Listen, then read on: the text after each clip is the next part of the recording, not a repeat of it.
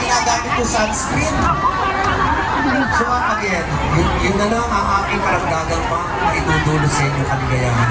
Because we know very well that each effort to bring you joy strengthens your motivation to work even harder for your families and for yourselves. Okay? So tuloy nyo lang yan. Remember, ang unang-una yung rason kung bakit kayo nandito. Huwag nyo kalilimutan yun. Kung ano man ang inyong pakay, kung ano man yung goal na yan, fiercely look at it. Huwag kayong magpapaistorbo sa kung ano-ano pa. Kung ano yung inyong pakay, kung ano yung inyong pangarap, yan ang kunin nyo. Huwag nyo na kami kwentuhan kung gaano kahirap ang trabaho. Alam na natin yan! Huwag tayo mag-focus. Huwag nyo nang pansinin yan. Basta look at your goal and OWA, BMW, DFA will be always beside you for you to reach your goal.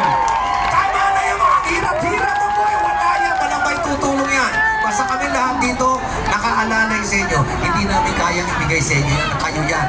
Basta kaming tatlo nandito, aalalayan namin kayo. Huwag kayo mag-focus kung gano'ng kahirap. Talagang gano'n. Kahit ako, nag-OFW ako nito. Alam mo ba, una kong CG, una kong punta nito, nag-iyabang ako.